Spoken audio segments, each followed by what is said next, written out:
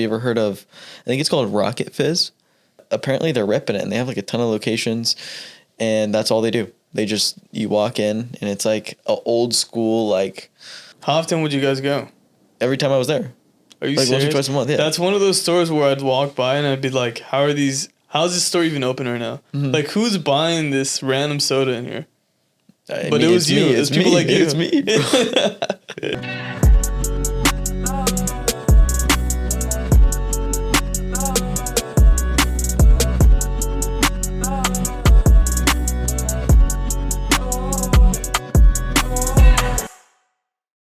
All right, dude, let's talk about franchising, man. We've been talking about franchising like all week.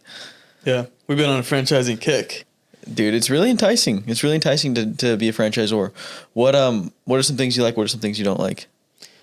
So, just to be clear, we're talking about being the franchisor, owning all the franchises overall, right? Yeah, being a franchisor. We can talk about being a franchisee too later on. Yeah. Because I have my thoughts on that, but franchisor. What do I like and don't like? Well, I mean, the first thing is like, one, you can create a really cool brand that's going to be able to scale nationwide, and franchises get awesome multiples, right? Like there's just, when you sell a franchise, you can sell it for 10x your revenue, which is like really crazy. The average, from what I looked through before we started recording, the average franchisor gets bought for 5 times revenue or 16 times profit. That's insane. Yeah, that's crazy. Right, because like we've talked about cleaning businesses before, selling those, like you're getting 5 times if you're lucky. That's if you have like a $10 million cleaning business. Like on average, it's probably like 2 to 3 times profit. That's what I like about it is any of these local like mom and pop businesses. If you just start like one, like you go start like a lash studio, you get it to $1 million. Like, okay, that's cute. Like you can get like couple $100,000, maybe $400,000 for it, like 1 to 2x your profit. Mm-hmm. But then with franchising, it's like, okay, I could just have other people buy into my system, and then you can scale it a lot faster, and your multiple on your enterprise value goes up. So you sell it for a lot more. Even if you had like, let's say, rough numbers, you had 30 locations, which is like not that crazy, right? You had 30 franchisees. On average, say they're paying you like, what? I'm trying to think, like 6% of like 20,000 a month. You're doing public math, bro. I'm doing public math right here, man. This is embarrassing. But like, my point is, you don't need to have a crazy big operation. You don't need to have like the next McDonald's to sell for like $10 million. Mm-hmm.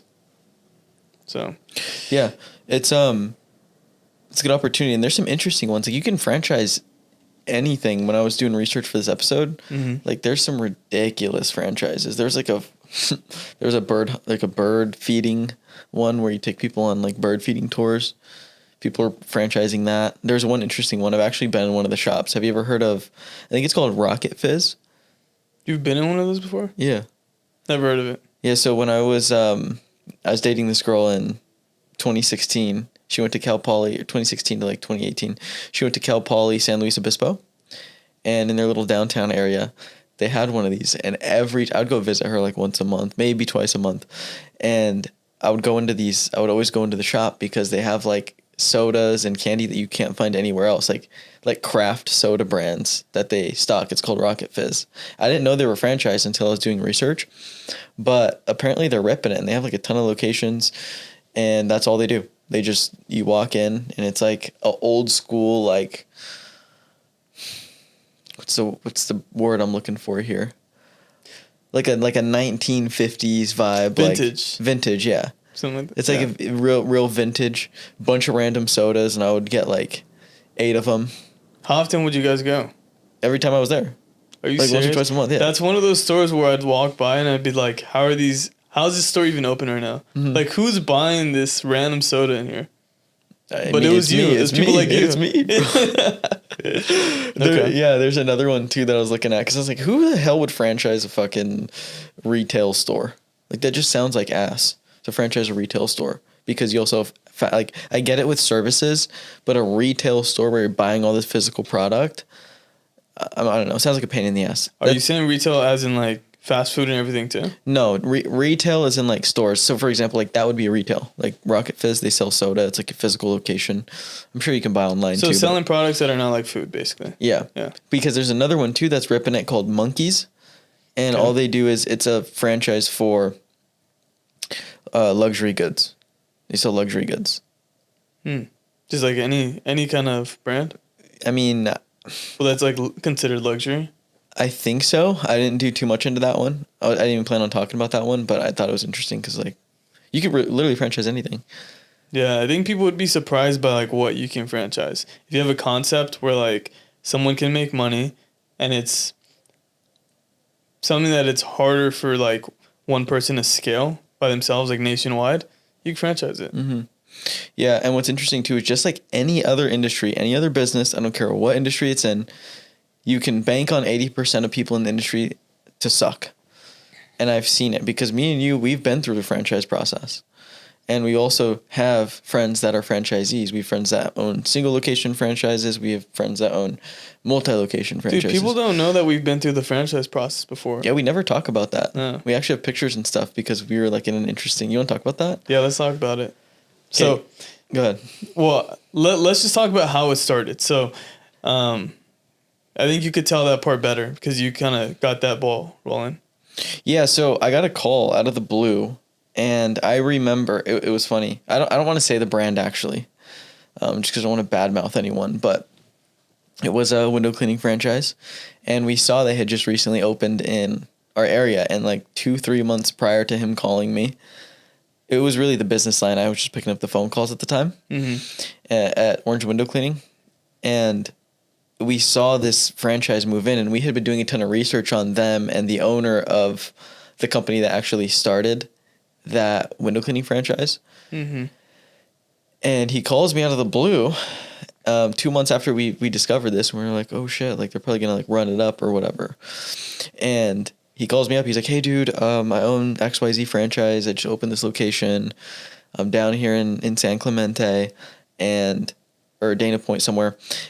And I want some like marketing tips. I'm just having like troubles getting off the ground. I'm like, oh, interesting. Like I wouldn't think this brand would have much trouble getting leads and customers, but I was like, I'll meet with the guy. And so I ended up getting lunch with him. And during this lunch, he was telling me about everything from how much he invested, what his revenue was, what his struggles were. And we were kind of just chopping it up, talking shop. I was giving him some tips. I was asking him questions about the process and everything. And just off the get-go, it just seemed like, and he's a friend of ours, like he's a super cool dude. I just think what happened was it wasn't the right business fit for him, given his skill set. Because window cleaning is grueling, especially because they expect you to go in the field and clean the windows yourself at first, and then you hire. And yeah, because he was like a copywriter before or something like. He was a really good copywriter, yeah, really good writer. So it didn't make sense to go from like spend all this years writing and building the skill and then go do window cleaning. His thing was literally sitting on a laptop and writing. Mm-hmm. Whereas like, yeah, window cleaning is like, you got to be out there, like willing to like be in the trenches. Yeah. Right? Yeah. Not everyone's cut out for it. It's a grueling work sometimes. And so what happened was we kept in touch here and there, but I don't know, it was like 6 months, a year later, he calls us up and he's like, hey man, I'm really considering selling. And at the time, I think we were at like 200K. We had just had our $200,000 a year. I think it was like post 2020. It had to be.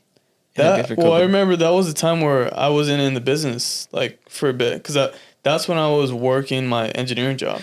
Oh yeah, that's right. So I don't think we had taken off like that yet. It was before that.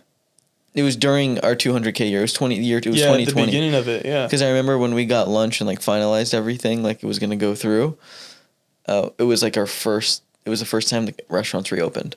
So it was 2020, and he calls us up. He's like, dude, I can't do this. I want to get out of my agreement, and they want me to find someone to buy it. So I'm like, okay, like, yeah, let's do it. And our thought process was, hey, let's take this company and that brand, keep Orange Window Cleaning separate, but have both. Yeah, and just take over the whole like Orange County market. Yeah. Because that one was more South County. Ours was more like North County. Yeah. So like, we'll just get maximum customers. Dude, like yeah, what we were masterminds, bro. That's what we're gonna do.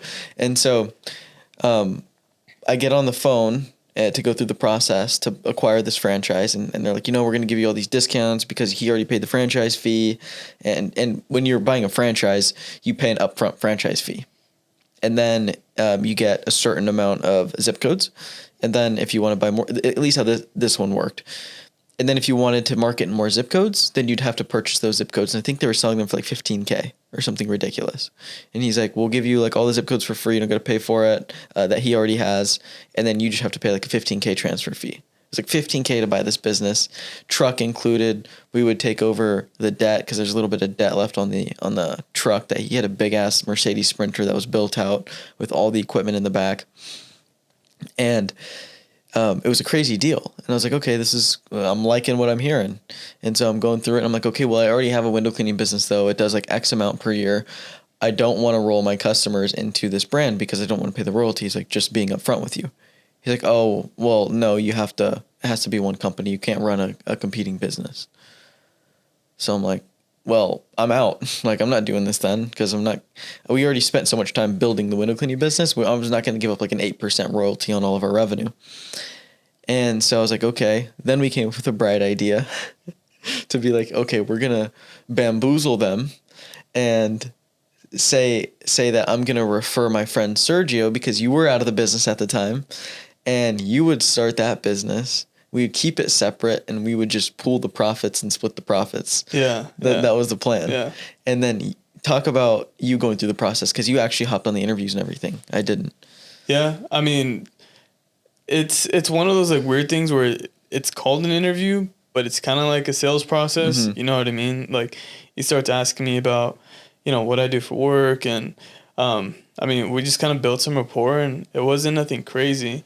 I think probably one of the more stressful or like intense things was going through this day-long process where it was a group thing. It was like 10 other people that were thinking about buying a franchise, and they were kind of just walking us through the process, like how does it work when you join, doing like the whole testimonial thing. It was kind of just like a big sales pitch, really. Day-long group sales pitch. Yeah. Live webinar. Yep. Basically, that's what it was. And, yeah, I mean, process wasn't too crazy for us, at least, because we were going to buy an existing business. Mm-hmm. So it's a little bit different than buying a whole new one.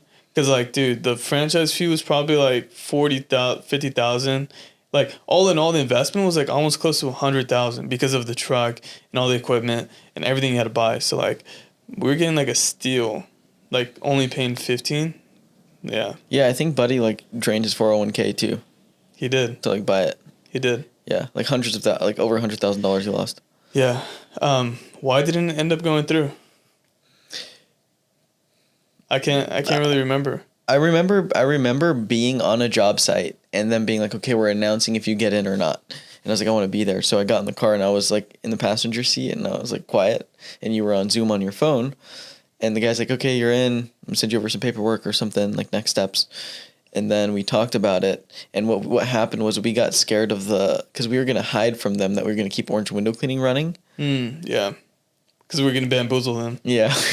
Yeah. We were going to bamboozle. But then there was like this whole like contract, and if they found out, then they would like sue us or something. They like, probably wouldn't have done shit, but I mean. We just didn't want to pick up that liability. We were scared. Right? Yeah, we were scared. Yeah. So we didn't do it. Yeah. But I will say, going back to what I said when I was like, 80% of your competition sucks in whatever industry you go into. This is my point. We went through the process. We seen how they market. Like the problem, I'm glad we didn't end up doing that because based on what he told us, the franchisee we were going to take over, he was telling us he was like, dude, I'm paying 2% in this ad fund or whatever, but I don't get any marketing support. And I was like, well, what is your marketing support? Like what marketing support do you actually get? I was like, well, I needed more leads. So I called them and I was like, how can I get more leads? And they told me to knock on more doors. Like, what kind of support is that? Yeah, and this was a good franchise company. No, I think they're actually good compared to a lot of other franchises. Mm-hmm. And that, to your point, 80% of them suck because this was a considered good one. Because they have multiple brands and they're huge. like multi-$100 million company. So it just kind of shows you how you can like really figure it out and be one of the best by just having like really good support. Mm-hmm. Yeah, it was just really eye opening. And then there's other stuff I hear too. Like okay, we have a friend Corey, and he runs a franchise that does. I'm not gonna say the name of the franchise, but he runs a franchise that sells suicide cleanup and hoarding cleanup services. Yeah, biohazard stuff. Biohazard, yeah. And even talking with him, I think they sold that like the franchisor of that business that he's part of the system of, sold for low to mid 8 figures, I think was the number. It was, from what I remember, it was like in the 30 million range. Yeah, fat. Like, yeah. And the whole process there too is so bad. Like they didn't even have a software system to manage leads or anything for their franchisees' customers.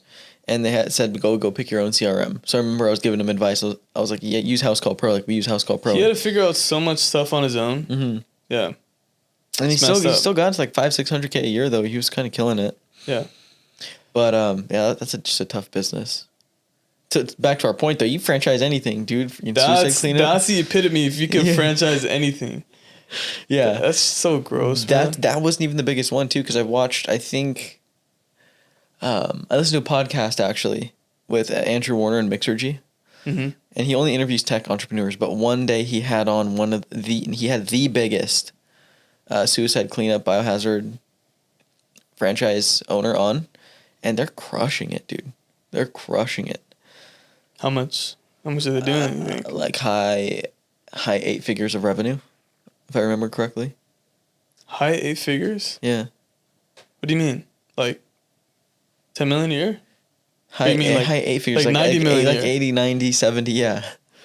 As one location, or like the franchisor? Oh, got it. I don't know if that's total revenue or like network sales, but they're crushing it. And I'm like, damn. Yeah, I mean, to your point of like super niche ones, there's this one that I seen, Let Mommy Sleep, and that one's just so interesting to me because what they do is they market to like postpartum women, so people that just had babies, and there's like that whole like situation where your baby's waking up in the middle of the night. You can't get sleep for like the first couple weeks or first couple months. And what they do is like they'll place like a nanny in your home like at night. So when the baby does wake up, they need to eat, they need to get their diaper changed or whatever, that person is there. And they do that. And they also have corporate like partnerships. So like say you work at Google and like they're partnering with Google, that's like a benefit, like a perk. So then like they probably get some fat contracts with like corporate companies doing that. And they have a whole education side of the business too, where they teach you how to be like good parents, like how to take care of your baby the proper way, like in-person classes and online. That's it's like a super niche. Do you know how many locations they have? No, I don't. Do you know how much revenue they do? I might look it up real quick. Let's see. Well, while you do that, there's also another one I looked into. It's called The Dog Wizard. And what they do is, like, there's franchises that will do, like, pet hotels where, you can have your animals stay there. There's a bunch of franchises like that. There's the doggy daycare franchises. There's a bunch of ones in just, like, the pet industry. But this one was cool because all they do is locations on how to fix canine behavior. So they have like trainers and stuff that fix like bad dog behavior. I don't know how many locations. I think when I checked it was like 16 or something. But like, damn, dude, you're selling someone a business. Like all franchises come down to selling business opportunities. It's just the next level up from all those guru ads you see. I'm like, oh, make money with dropshipping, make money with this. That's all a franchise is. It's just legal and you have to like publicly produce your numbers. Mm-hmm. And so Let Mommy Sleep has like 15 locations. It's pretty solid. Yeah.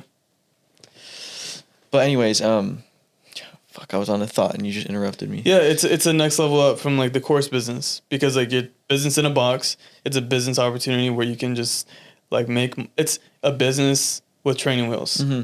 You can easily make $100,000 a month, like a year. Okay, if we had to restart and go back and we had 200K liquid and we had an opportunity to buy a franchise, if you could go back, starting from scratch again, would you buy into a franchise? Probably not.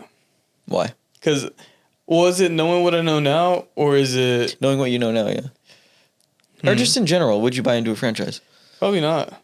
as a Like, franchisee? I feel like me personally, I feel like I have that ego about me where I feel like I don't need a franchise. Mm-hmm. You know what I mean? Because, I mean, it depends on what you're trying to get into, but like with house cleaning, there's not a lot of house cleaning franchises that have that brand that's like McDonald's. So or like the window cleaning one that guy bought, there's no guarantee that you're going to get like a ton of customers. You have to literally build it from like the ground up if there's no other brand, like franchisees in that area. So then you might as well start your own, right? Yeah, that's the thing is most don't have the brand recognition. Yeah, because that's like the biggest appeal to like a franchise is you can open a McDonald's on any corner in the U.S. and people will come in. You don't have to do any advertising. They're just going to come in because they know McDonald's, right? Yeah. So, I mean, it depends what kind of franchise I'm buying, but like, I probably wouldn't. Yeah, same. And most single unit franchisees don't make that much money anyways because the royalties just bleed the business, especially on these like service based. But like, for example, if you're doing window cleaning and you're selling a window cleaning franchise and you have employees and you're paying that that workers' comp is not cheap. You're paying 20+% workers' comp for every $100 you pay in payroll. Factor that shit in. And then you have a 6% royalty. Like, you got to be like damn near, you got to be a really, really good operator and really track your costs in order to make money on one location. Yeah, it's true. But I mean, context here, like we're more entrepreneur minded. I feel like if we were more like W-2 employee minded, a franchise is really good because, you know, it takes out all that uncertainty that comes with like starting a business. Mm-hmm. There's a lot, I mean, assuming you're in a good franchise because you have the support, you have the whole blueprint, business in a box, everything. So then it's harder to fail when you're in a franchise. As long as you pick the right one, because I see a lot of them. I've been doing a lot of research on franchising since we've been talking about it this week. And dude, just like the whole guru business opportunity space that you see advertising all over the internet, franchising, like I said, it's just a legal way of doing it because there's franchises that will market like, oh, absentee ownership, meaning you don't have to be there. The business runs without you. And it's like a location doing $250K a year. Like, my fucking asshole, are you absentee owner at $250K, even $1 million? There's just no way. And they'll market to these people. And I've seen it because I worked at Rita's Italian Ice, which is a big franchise. And I think they have unit minimums. So certain franchises will have unit minimums that they sell. So it's like if you want to buy into the Rita's system, you've got to buy like X amount of units, right? Yeah. And the owners of the location I was working at had like a 6-unit thing. They bought 6 at a time. Okay. They threw one up in like Anaheim. They threw one up in Laguna Hills, one in Orange, like 6 of them all over Orange County, right? And I think that they thought that it was going to be absentee because I never met the owners. I only met the manager, which I would see maybe once per week. I mostly ran the store on my own. But wait, so was that manager going to all those locations? It was like one manager for 6 locations? Yeah, just running around to all those locations. And then I would be there by myself. And, dude, there's nights, I would work nights from like 5 to close, so like 5 to 10, 5 hours. Mm-hmm. And there'd be like 2 customers the whole time. And I didn't, like, we hadn't got, well, when I was working at Rita's, we had just started Orange Window Cleaning, but I didn't understand the concept of, like, this shit's going out of business. But I remember thinking, I'm like, how's this place staying in business? You know what I mean? Like, this makes no sense because there's no customers coming in. Yeah. And looking back, I guarantee you they weren't getting customers because the owners all still had full-time jobs. There's like 2 or 3 of them. And I think they just thought they're going to buy into this franchise and like make all this money and not have to do anything. And so I think it's a total scam. So I don't think Rita's is a scam. I just think it was maybe poorly marketed or the poor operators. But I do think there are franchisors that do shady things to market their opportunities. Yeah, I mean, because it makes sense. They're basically marketing to a bunch of people that are W-2 corporate type of people. And like maybe some of them keep their jobs, right? Mm-hmm. Because they market like absentee owner. You just hire a manager, and they, like you said, unit minimum. It makes sense for one manager to manage 6 locations. Mm-hmm. So it makes sense if they fork up the $300,000 for 6 locations. But that sucks. Yeah, they ended up shutting down. Yep. You know why they probably shut down though? Why? Because you work there. Oh. or Italian ice is just not that good. No, it's literally it is just sugar dude. ice. There's that one place that's in Anaheim that kills it. Joe's. Joe's is like literally popping all the time. But Joe's I think is fire. Rita's is like super East Coast heavy from what I remember. It's like there's not that many locations here. People just don't know of Rita's. Mm-hmm. They probably had a crappy way of marketing it here. So Yeah, apparently it's super popular. It's like Philadelphia. It started in Philadelphia, so yeah. but they crush it. Because I remember eating that and eating Joe's. Tastes like pretty much the same. It's not that much No, different. Joe's is so much better. Really? Yeah, Joe's is so much better. Dude, I worked Maybe there. I'm I tripping. worked there, dude. I made the shit. Like That's why it didn't taste good. In order to 'cause make you made it. no, it was I followed the recipe to a T, bro. And like the recipes were crazy. Like you would have to dump like cups and cups, like 4 whole ass cups of sugar. Like for each like little measuring cup was like 2 cup measuring glass was 2 cups, and I had to put like 4 measuring glasses, like 8 cups of sugar into these buckets. Dang. It was disgusting. Like after doing that, it made you like not want to really eat it. Yeah. Like I wonder what it'd be like to work in the back end of like all of these establishments that everyone goes to, because I guarantee you if you did, you'd be like, this is fucking gross. I feel like I hear 50-50. Sometimes like they're like, I'd never eat at McDonald's again, and the other time they're like, eat McDonald's every day because they work there and they get the discount. So Yeah. I don't know. But going back to franchises, what did you ask me if I would? So like, would you start a franchise if you had 200K? Or No, your hell no. answer's the same. Hell no. Yeah. There's no shot. Unless it's like a really recognized brand, like you said. But even then, I feel like the only real recognized brands in franchising are restaurants.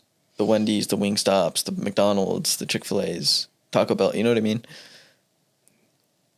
Yeah. Like off the top of your head, name me a franchise that's not food. Oh wait, 1-800-GOT-JUNK is like the first one that comes to mind. no one's gonna think about that though. You only know that Really? because we were in home service. I feel like I see those all the time though. Yeah, but you wouldn't know it's a franchise.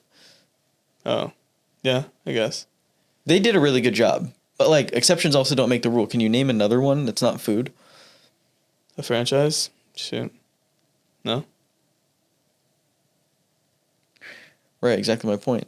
What do you think is the biggest downside of being a franchise? Or like the franchisor?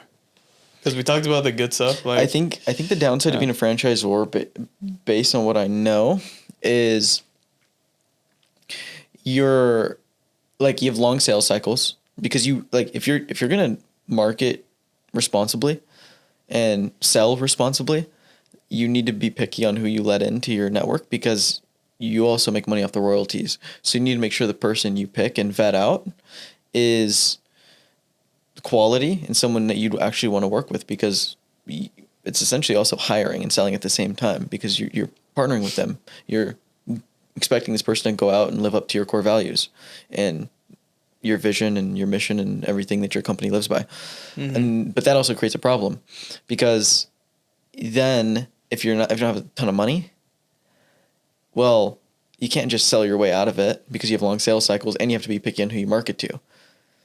And if you're spending a bunch of money on marketing, you're not going to attract your ideal customer every single time. Like, we know, because we sell a business opportunity. It's not franchising, but we get a lot of people who just shouldn't be starting a business, who are interested in doing it, that we have to vet out. And I can only imagine it's worse in franchising. Then I think about, okay, well, what am I pricing my franchise fee at? Because I see a lot of these franchises at $35K, $40K, but they have 15 units. Dude, that's not that much money. So if you do the math and you're like, okay, you look at XYZ franchise, they got 15 units and the $30K initial franchise fee. What is that? $450,000 of revenue? Bro, that's not going to support a whole team to roll up your sleeves and get a franchisee up and off the ground. So you have to also bank on you also have to have runway to be able to wait for your royalties to stack up and kick in. You know what I mean? Yeah. So all of that to say, it's a super capital intensive business. I would imagine it to be. Yeah. to ideally start up with how much you think? Like, at least. Well, that's not even including everything you have to file for, because like we've talked to our friends who franchise, and like we have one who said it's like over $100,000 just to get incorporated with, like, get their FDD done, get their whole operational handbook done, which is like required, and then lawyer fees and stuff like that. So in the low end, like $500K and like capital to start. Well, at the same time, what most franchises do is they have some type of corporate location to start with, or multiple corporate locations that they've proven the concept on. True. Right? So if you're going to, lots of times you're going to bankroll probably the franchise with the profits of your locations. So it all just depends. What do you think about a remote cleaning franchise? Dude, that would crash. Well, we know of one already. Mm-hmm. And what's really cool about that one is it does require less time. Like, if you compare it to like a traditional cleaning business, that requires a lot more time. You have to go in the field. You got employees. When you do it the remote way, you could do everything from your laptop. So then you open up the market of like the type of people that could buy this franchise by a lot. Mm-hmm. Yeah, I think there's room for some competition.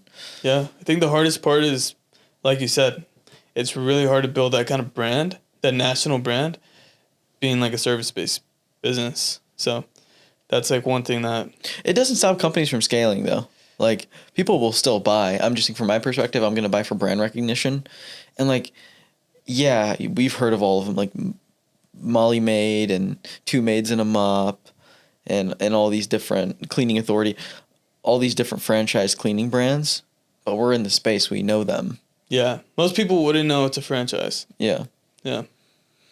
But those what do you think? What? About what? The remote cleaning franchise. I mean, we've tossed the idea around of doing it. I think it's a good play. I think it's a really good play because, especially with what we're seeing with our accelerator clients are students who do 20K plus per month inside Home Service Academy and their cleaning businesses. And like, we've got people hitting 50+% net profit margins at, I think Bryce was at 20K a month. So I know it's not crazy scale, but that 55% being leveraged with cleaners and virtual assistants is super, super healthy to go and scale, because even if you can get that to 40, 50, 100, I mean, yeah, it's going to drop a little bit, but 55 is a good starting point. And imagine you can get to 35, 40% at 100K. I don't see why that's not possible. A month. Yeah. Especially like using a little bit of economies of scale. If we can like centralize some of the job functions, like, I don't know, CRM, call center, things like that, then you can increase your profit margins even more. Yeah. So like a shared services type thing. Yeah. Yeah. That's solid, bro.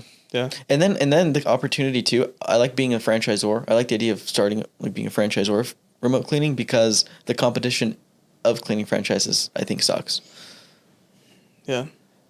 Do you think 80% or 100% of them? I mean, I would say 90%, because I'm not going to talk shit about our boy Neil. Yeah. You know what I mean? Yeah. I think he runs a good business. That's all I got. What about Janet King? I seen you had that on the list. Yeah, well, I had Janny King because that's actually what I was going to bring up. I lost the thought. Janny King, dude, they have how many locations? Usually like 10,000? Or that's Jana Pro. Yeah, I was talking Jennifer. Jana King has like thousands too. Jana King's huge. And it's funny because I've probably talked to at least 10 of their current franchisees who come to opt into Home Service Academy and ask us for advice, because they're like, oh, I bought into this commercial cleaning franchise and it's just not going well. They don't really support me. They don't do anything. I'm out in the field cleaning myself and this and that. And going back to what we were talking about, just the support level of what they give their franchisees, just so bad. Well, that's the thing, man. Like, it's crazy the level of support that we give people at Home Service Academy, and we have something that's like a fraction of the price of like a franchise. And it's like, yeah, I mean, if we just called it a franchise built out more franchise infrastructure with the same level of support or even like more, dude, people would be like super successful doing a franchise. Cause we get it, right? The fulfillment, the coaching, all that, it's the same. Based on what I heard, I do think we have franchise level support for sure. It's 100%. just disappointing to see companies scam people out of like A tens of 50,000 thousands, freaking tens of thousands of dollars in franchise fees. Yeah. And that's not even including what's required because you got to buy the equipment. Like there's a reason when you look to buy a franchise, it's like franchise fee and then total required capital. And a lot of them, it's like $100,000 to $250,000 or like $250,000 minimum to get started. Yeah, it's a lot of money. So people take out their whole 401k. It sucks when they freaking lose it. It's fucking ridiculous, dude. Yeah. Yeah, we got to come in and change the game, man. What else you got?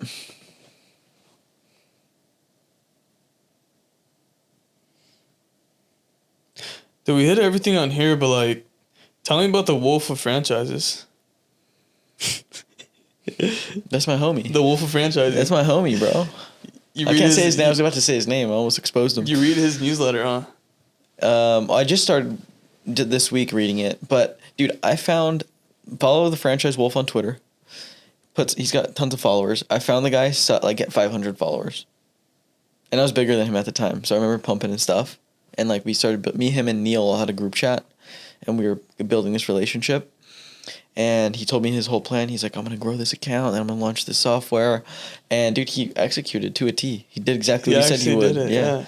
And now he's got the podcast. He's got the newsletter. It's branded real well, where he's got like McDonald's fries as like his logo, but it's his mouth. And even if you watch his podcast episodes, you'll have the guest, and you can see the guest in their face, but he's like anonymous.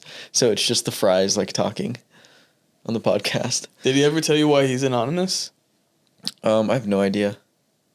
I forgot. He did, but I don't remember why. I talked to him such a long time ago. He's probably like a corporate cat that didn't want to be like exposed. That's his background. He used to work in franchising. No, but like, is he working that corporate job still? No, he's a full-time entrepreneur. Huh. He has like a software for franchisors, and then he's got the newsletter, and then he's also partnered with Workweek. So I think they pay him. I don't know, but he makes good stuff. I've learned a ton just about franchising just from like reading about. I mean this episode was basically sponsored by him because he taught you everything you know. Dude, he taught me everything, about franchising. Man. Shout out my boy. Okay, I think we wrap it there. Yeah, I think we wrap there, dude. This is a good one. Episode. This is fun.